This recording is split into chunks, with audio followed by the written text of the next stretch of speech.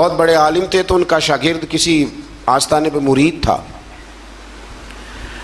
تو وہ جب جانے لگا نا عرس پہ حاضری دینے کے لیے، تو وہ استاد صاحب کہنے لگے بیٹے وہاں غیر شرعی حرکتیں ہوتی ہیں، تم نے کیا جانا ہے بزرگوں کے دربار پہ، تم رہنے دو نہ جاؤ۔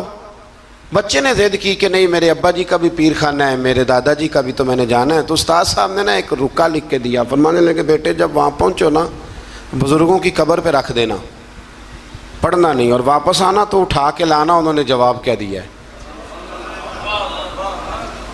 وہ نوجوان کہتا ہے کہ میں نا وہ رکا لے کے گیا، ابھی میں رستے میں ہی تھا کہ ایک بابا جی نا بڑے نورانی چہرے والے درخت کے نیچے بیٹھے ہوئے تھے، تو میں تو اپنی مستی میں گزر رہا تھا، تو بزرگوں نے میرا نام لے کے مجھے بلایا، اور میں نے جب ان کی طرف توجہ کی تو میرا نام ہی نہیں میرے ابا جی کا نام بھی بتا دیا انہوں نے۔ کہتے مجھے کہنے لگے ادھر آ بیٹے، پتر ادھر آ۔ میں قریب گیا تو کہنے لگے وہ رکا لا جو تیرے استاد نے دیا ہے۔ کہتے میں روب اتنا طاری ہوا کہ میں بول ہی کوئی نہ سکا، رکا میں نے بابا جی کو دے دیا۔ کہنے لگے پتر عرس پہ جا، فارغ ہو کے نا واپس جانا تو رکا مجھ سے لے جانا۔ کہتے ہیں میرے پہ اور روب طاری ہوا، عرس کیا دیکھنا تھا، میں تو پریشانی میں ہی رہا۔ واپس آیا تو بابا جی تھے، میں نے وہ رکا لیا، تو جا کے میں نے رکا استاد جی کو دیا۔ جب میرے مفتی صاحب نے وہ رکا پڑھا تو ان پر اتنا سحر طاری ہوا کہ بے ہوش ہی ہو گئے۔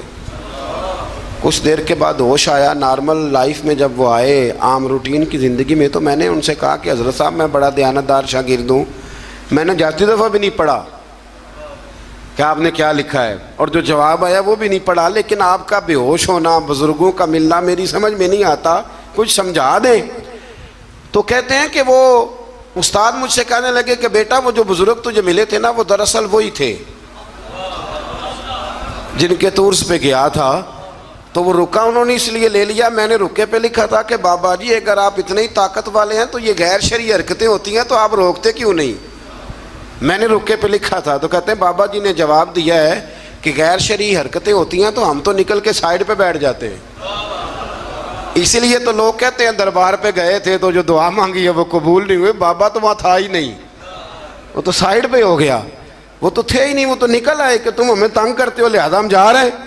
فرمایا بزرگ تو مزار چھوڑ کے چلے جاتے ہیں اس لیے کہ وہ اللہ کے رسول کی شریعت کے پورے، اور کہتے ہیں آپ بے ہوش کیوں ہوئے؟ تو کہنے لگے بے ہوش اس لیے ہوا تھا کہ بابا جی کہنے لگے مولانا ہم پہ اعتراض نہ کرو، جب تک ہم زمین کے اوپر تھے منع کرنے کی ڈیوٹی ہماری تھی، اب ہماری ڈیوٹی نہیں، اب تمہاری ڈیوٹی ہے، تم اپنا کام پورا کرو۔